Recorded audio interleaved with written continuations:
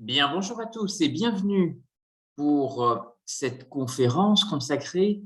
aux corsaires et tout particulièrement les corsaires de la Côte d'Amour. Vous savez que la Côte d'Amour est au cœur d'un véritable estuaire et pour ceux qui le méconnaissent, il existe un espace, un centre d'interprétation très intéressant à Cœur-de-Mai. Cordemais, une commune de Loire-Atlantique qui vous permet de marcher sur les traces de corsaires qui ont marqué l'estuaire, qui ont marqué la Côte d'Amour jusqu'à Nantes, puisque vous pouvez retrouver des écrits extrêmement intéressants de grandes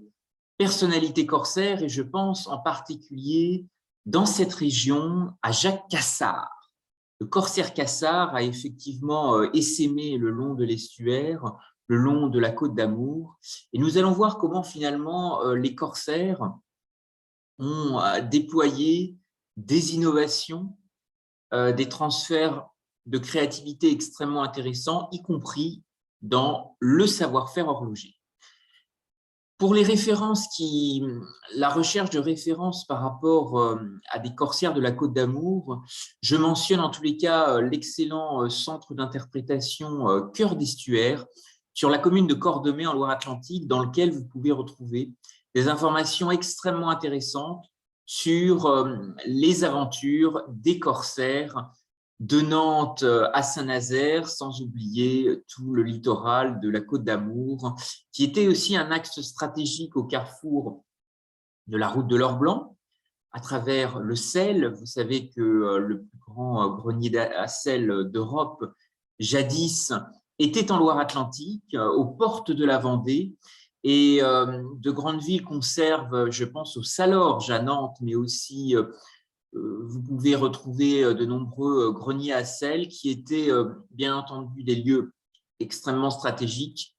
en relation avec les œillets des marais,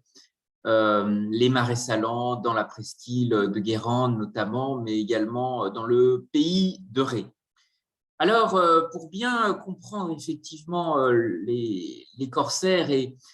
finalement la capacité que ces grands aventuriers des mers ont dû déployer sur les côtes, eh bien, les corsaires vont très vite s'intéresser à la haute technologie navale, à la capacité de perfectionner des frégates et à utiliser finalement un rapport, tant un rapport au voyage, une approche sensible de la distance, qui va les amener indirectement à s'intéresser à l'horlogerie. Ce qui est intéressant, c'est que l'horlogerie aujourd'hui est toujours un savoir-faire innovant et durable. Vous avez ici l'exemple d'une montre qui a été réalisée, qui est un modèle d'une marque d'horlogerie française qui s'appelle Awake et qui a, Black & Red, conçu une montre composée de filets de pêche recyclés et de biopolymères végétal, ce qui donne un résultat tout à fait étonnant. Et ce concept, qui est développé par une marque française qui s'appelle Awake, a effectivement fait le choix d'utiliser des matériaux biosourcés, de recourir à des filets de pêche recyclés, notamment dans les mers du Nord danoises, recyclés puis transformés en laboratoire. Et c'est en somme une combinaison assez parfaite entre revalorisation de déchets,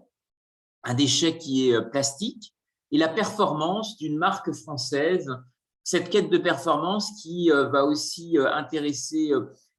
bien entendu les corsaires dans leurs grandes aventures maritimes. Ont-ils été les bâtisseurs d'un nouveau monde? Eh bien, ce qui est intéressant de regarder sur la Côte d'Amour, c'est que finalement, cette route de l'Or Blanc a effectivement capté l'attention de corsaires qui essaimaient sur les régions littorales françaises, avec une présence connue d'abord en Bretagne historique, Bretagne armoricaine, mais aussi des raids corsaires qui vont parfois s'allier avec former des alliances avec les Pictes, mais aussi avec différentes groupes de mercenaires en Normandie. Et tout le long de l'arc atlantique, là où se pratiquent aussi des activités de pêche de grand fond, les corsaires vont aussi parfois se reconvertir et participer aussi à des reconversions d'armement pour s'investir dans de grandes expéditions maritimes. Alors, ce qui stimule effectivement l'activité corsaire le long de l'arc atlantique depuis la Côte d'Amour, ce sont des activités liées à la guerre de course. La guerre de course est extrêmement encadrée, elle répond, elle obéit à un règlement des parts de prise qui est établi avant chaque course entre les membres de l'équipage, suivant leurs rôles respectifs, l'amirauté touchant environ 8% des prises, l'équipage les 1/3 et l'armateur qui est toujours le preneur de risque, ce qui explique qu'ils prennent les 2/3 des prises. Alors, pour structurer et pour régir finalement ces relations par écrit, il existe une lettre de marque. Cette lettre de marque est une autorisation officielle délivrée par le roi, un pouvoir royal, mais également, on l'a vu jadis, par aussi la République. République française, mais aussi des républiques, je pense à la République de Saint-Malo, par exemple, qui, pendant les guerres de religion, en particulier lorsque s'étaient ligués des protestants, a voulu aussi constituer une entité autonome et indépendante. Mais aussi d'autres régimes vont autoriser des armateurs, des commandants de navires à constituer des marines de course. Ici, vous avez une vieille photo, une gravure exceptionnelle du port de Brest, et qui est assez intéressante parce qu'elle peut faire aussi un lien très fort avec le pays de Guérande pour vous expliquer quel était effectivement le rôle d'une marine au XVIIIe siècle. Très important, comme vous le voyez ici reproduit sur cette gravure, eh bien, le rôle d'une marine, il est assez clair et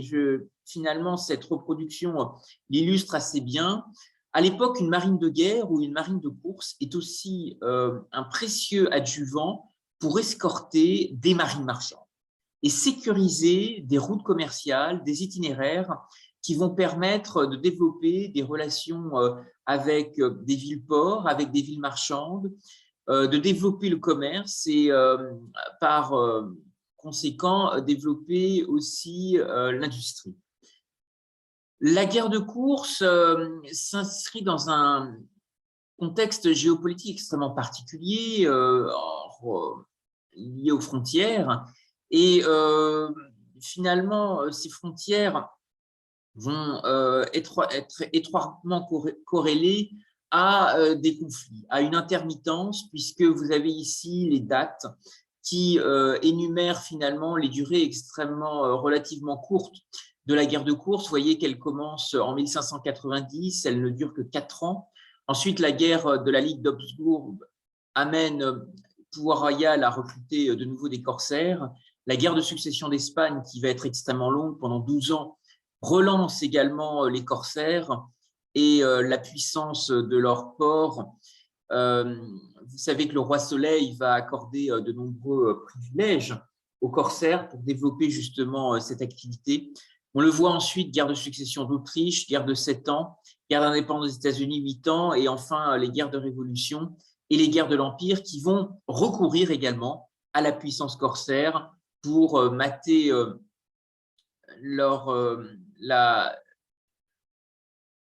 contester la suprématie britannique notamment, mais aussi d'autres puissances d'Europe du Nord sur les mers. Alors les corsaires, je vous parlais de Jacques Cassard, très connu à Nantes, mais aussi dans l'estuaire et sur la Côte d'Amour. Il y a aussi, vous savez, un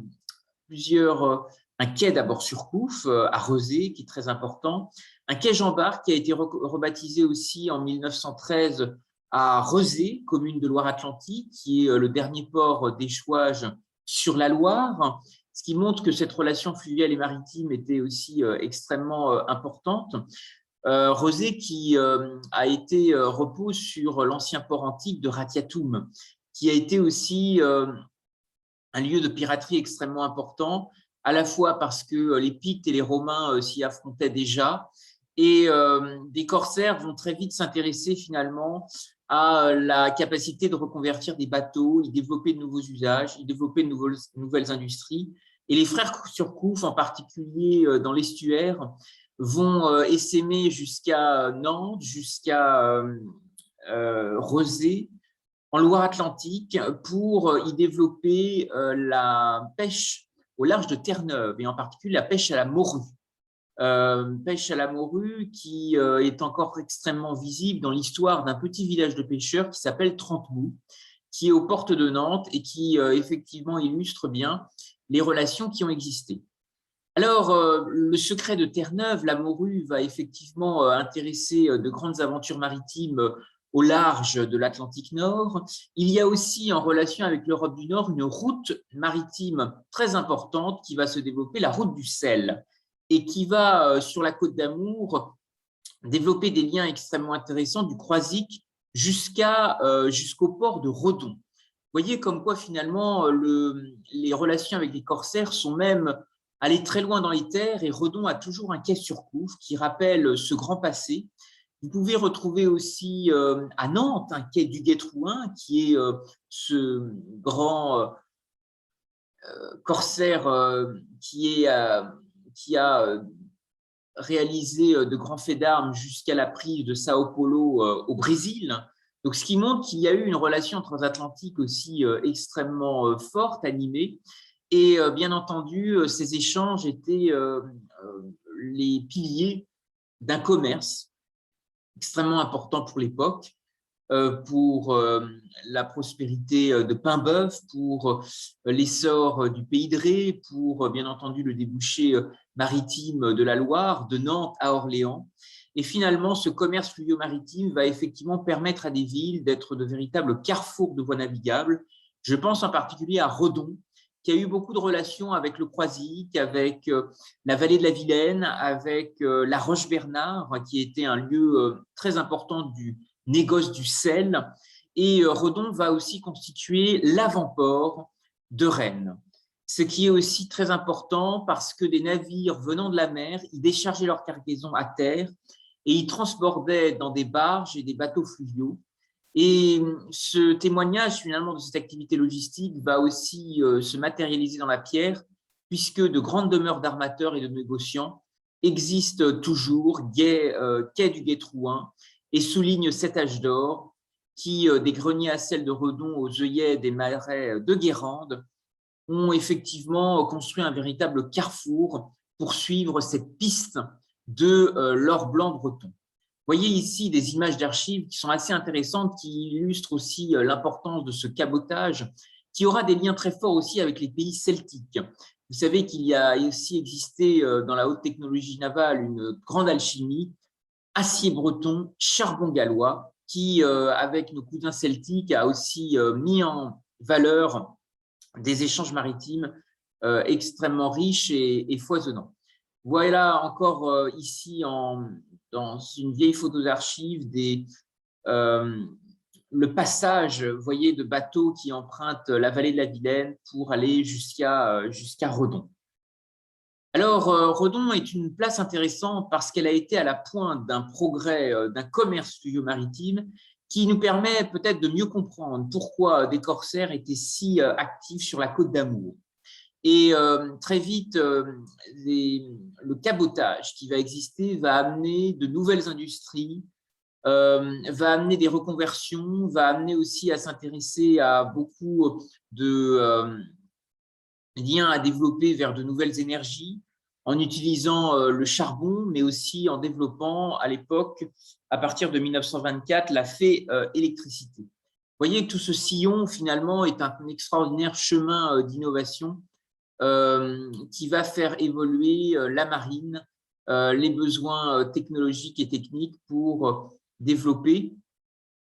de nouveaux échanges et de nouveaux débouchés. Les corsaires ont eu aussi un rôle extrêmement important sur une route qu'on a souvent oubliée, qui est la route de l'or noir, qui est la route du café. Et vous savez que les négociants irlandais ont très vite voulu, tout comme les Portugais,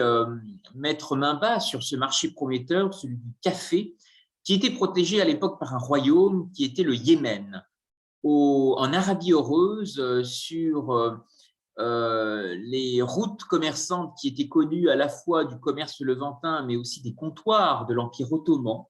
Et des marchands vont se lancer justement dans le court-circuitage de cette route qui était à l'époque très largement dominée par les Hollandais,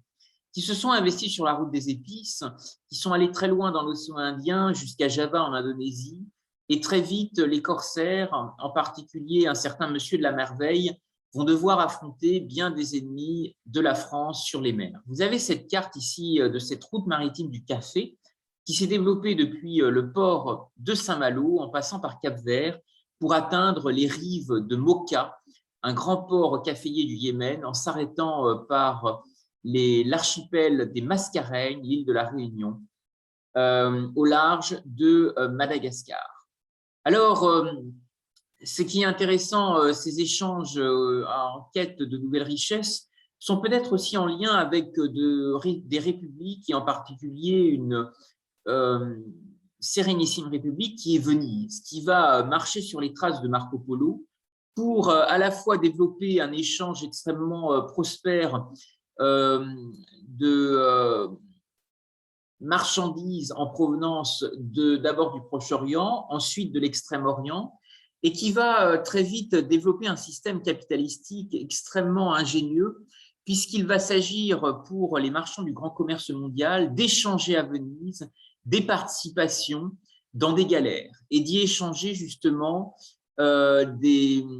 participations divisées sous forme de carats et ensuite mises aux enchères. Et ce système va permettre à Venise d'entreprendre des grandes aventures maritimes à très grande échelle et de multiplier la superficie de son arsenal qui était à l'époque le premier site industriel du monde protégé par une enceinte de 25 hectares. Ce qui sera intéressant par rapport au commerce levantin avec les contacts développés notamment avec la sublime porte, les comptoirs de l'Empire ottoman, c'est que très vite finalement, de grandes cités marchandes vont devoir développer une culture de la prise de risque, développer de nouveaux outils, de nouveaux véhicules d'investissement pour nourrir la confiance partagée. Ce qui sera aussi extrêmement important pour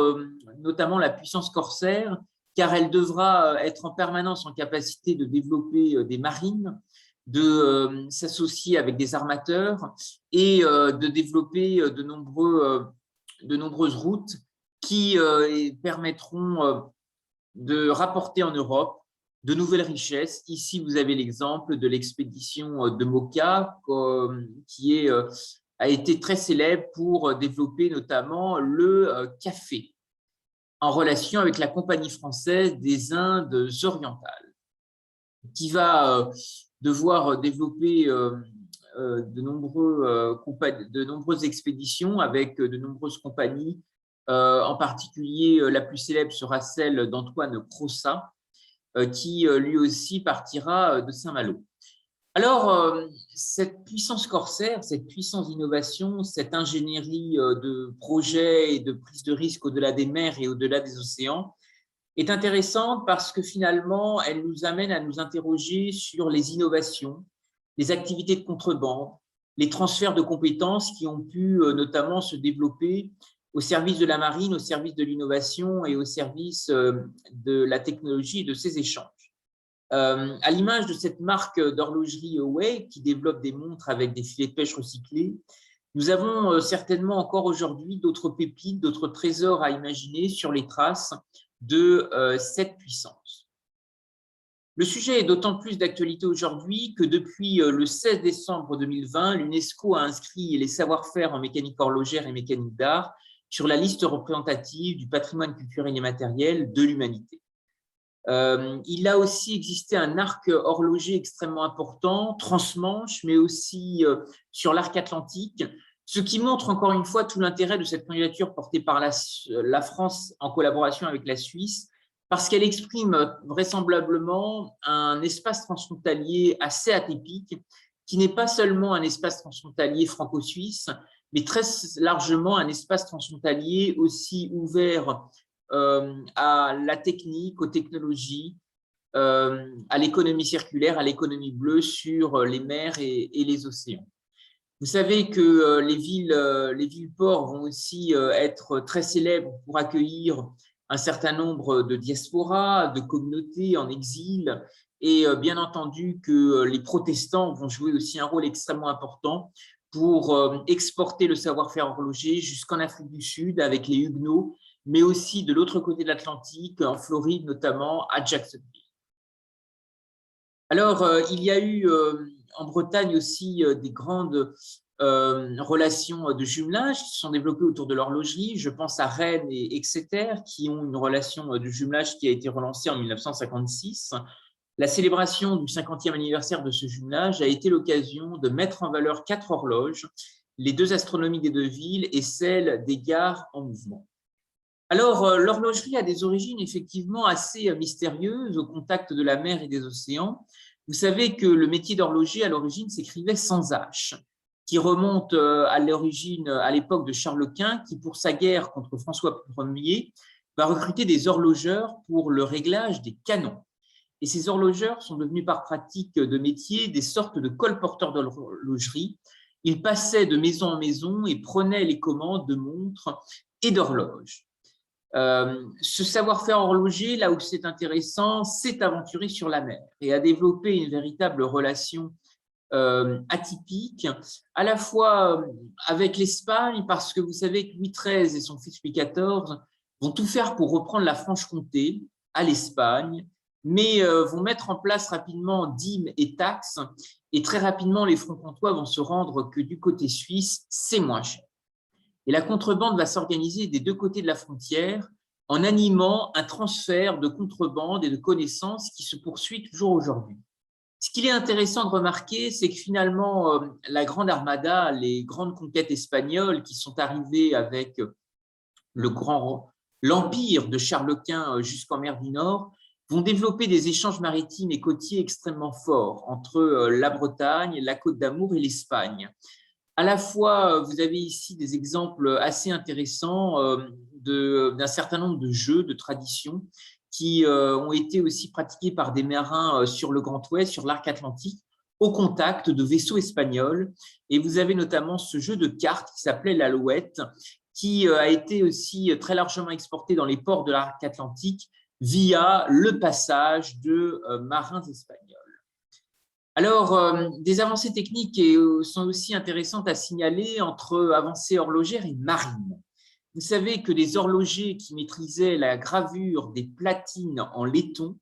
ont pu être chargés d'instruments de pointage ou de calcul comme les équerres de fil à plomb ou les compas de proportion de Galilée, permettant toutes sortes de calculs et qui comportaient souvent des échelles destinées à un usage en horlogerie. L'horlogerie va justement stimuler à la haute technologie navale. Vous savez que la verrerie qui a existé en France depuis l'arrivée de maître verrier va aussi permettre de développer des techniques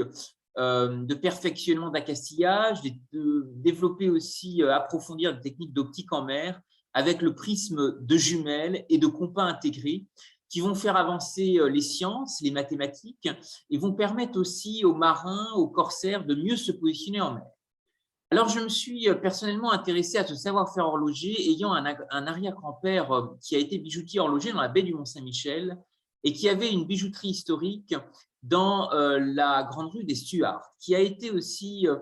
un point de passage extrêmement intéressant avec une culture corsaire et aussi une forte culture de l'innovation. Si j'avais à vous résumer cet état d'esprit, eh bien, j'ai en bas de cette slide inscrit cette formule. L'horlogerie a besoin d'OPA, oser, préparer et anticiper le monde de demain. Vous avez effectivement beaucoup de bijoutiers horlogers qui, dans la baie du Mont-Saint-Michel, mais c'est ce qui va faire le lien avec la Côte d'Amour parce que l'économie bleue est très forte et notamment beaucoup portée grâce à l'énergie de Cap Atlantique. Vous avez des minéraux marins, des coquillages qui vont intéresser des bijoutiers horlogers et qui vont utiliser des micro-techniques d'horlogerie pour notamment briser ces coquillages marins et les utiliser en molécules d'intérêt en biotechnologie bleue, notamment dans le domaine de la nutrition. Et en particulier, du sable coquillé va être extrait au large de Chauzet, dans la baie du Mont-Saint-Michel, et notamment avec l'aide d'un bateau qui s'appelait à l'époque le Saint-Pierre et qui fait référence à Césarée, l'ancien nom antique de Jersey, qui était associé à différents personnages du Nouveau Testament. Il y a bien sûr dans ces échanges avec la mer, avec les richesses de la mer, des liens très forts qui vont se développer. Je vous parlais de communautés en exil. Il faut à ce titre citer les réfugiés jacobites, Jean Bart en particulier, qui a, sous le trèfle irlandais, apporté aussi beaucoup de connaissances à la marine corsaire, en particulier à Dunkerque. Et nous pourrions aussi citer de nombreux passages de témoins, mais la mer a été effectivement un extraordinaire carrefour pour croiser des filières et innover demain. Les îles ont joué un rôle extrêmement intéressant d'innovation, et je voudrais vous rappeler l'importance aussi jouée par une marque aujourd'hui très importante, le savoir-faire des îles du Ponant, qui est un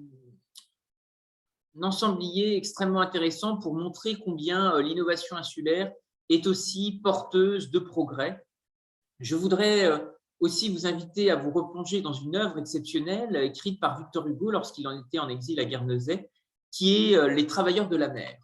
Travailleurs de la mer, c'est cette figure d'un roi au crinier de l'océan qui aurait trouvé le bonheur dans ses états, puisque la Constitution dont il est l'auteur refuse le droit d'entrer à l'or et à l'argent sans son autorisation. Et la seule monnaie ayant cours est le coquillage, dont la mer est l'inépuisable coffre-fort.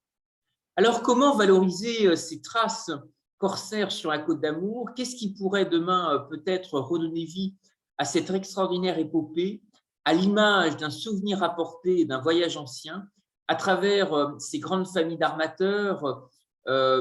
Félix Cossin,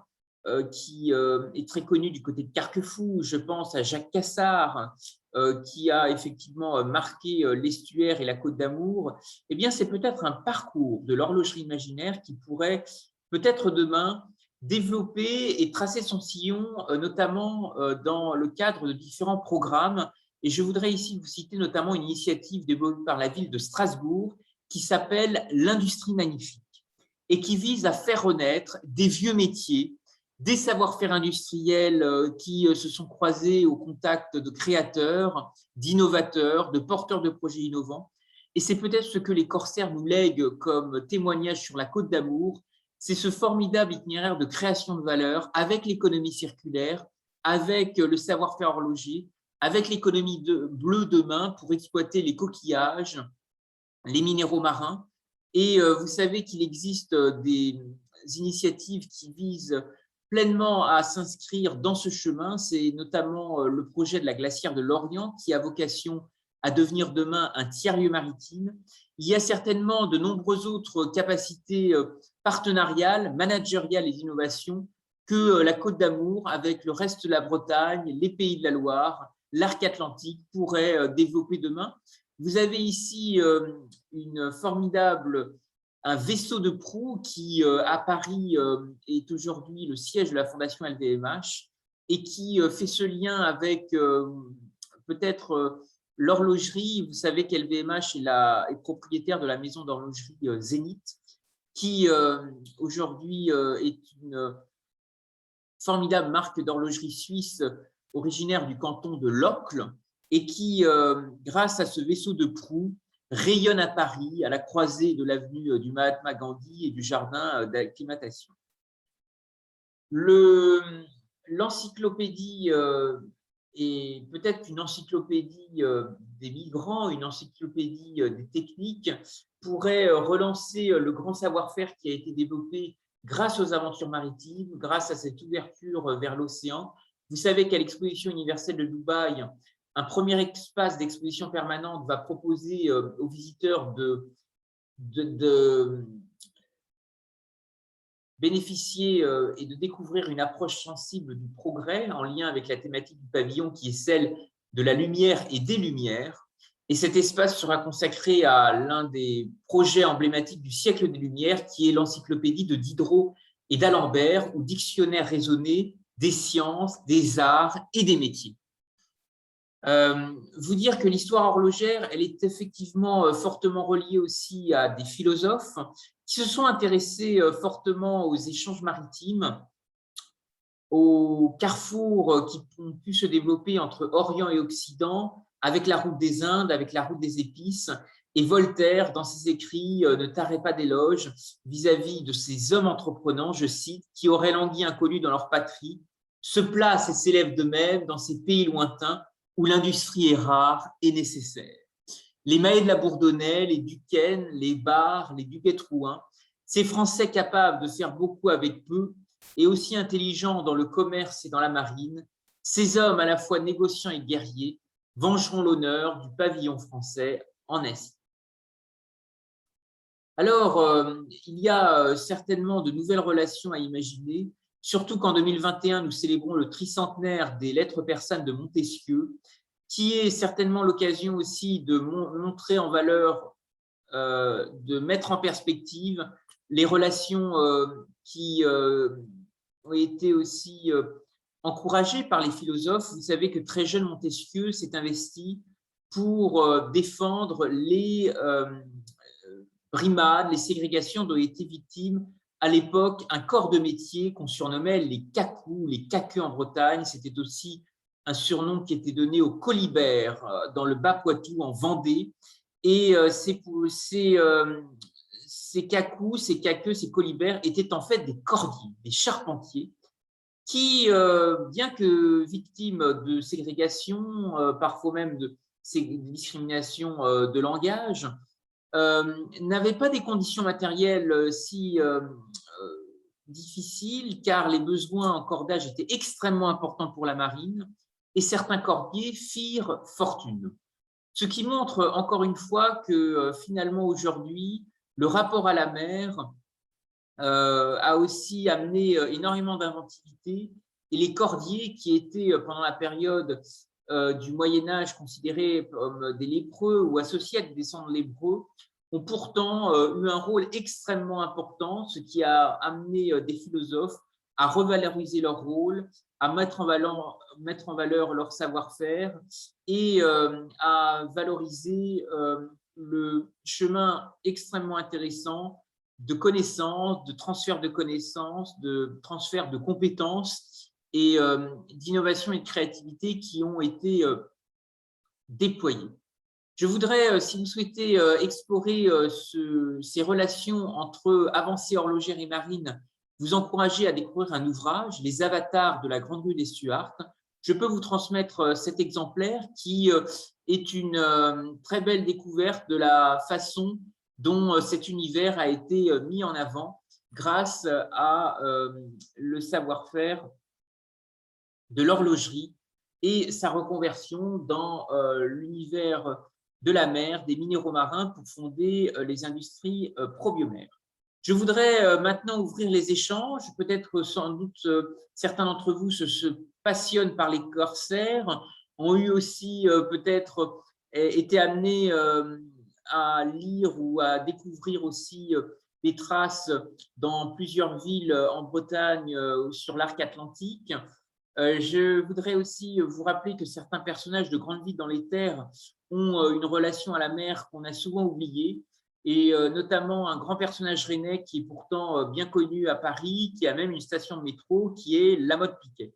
Je voudrais vous remercier à tous pour votre attention et peut-être ouvrir le débat ensemble sur ces corsaires de la Côte d'Amour, Jacques Cassard, le passage des frères Surcouf, Duguay-Trouin, d'autres personnalités qui ont été aussi extrêmement actifs sur la Côte d'Amour, mais aussi dans le pays de Ré. Je voudrais aussi vous parler de l'importance sur la côte de Jade de beaucoup d'armateurs corsaires. Vous savez que notamment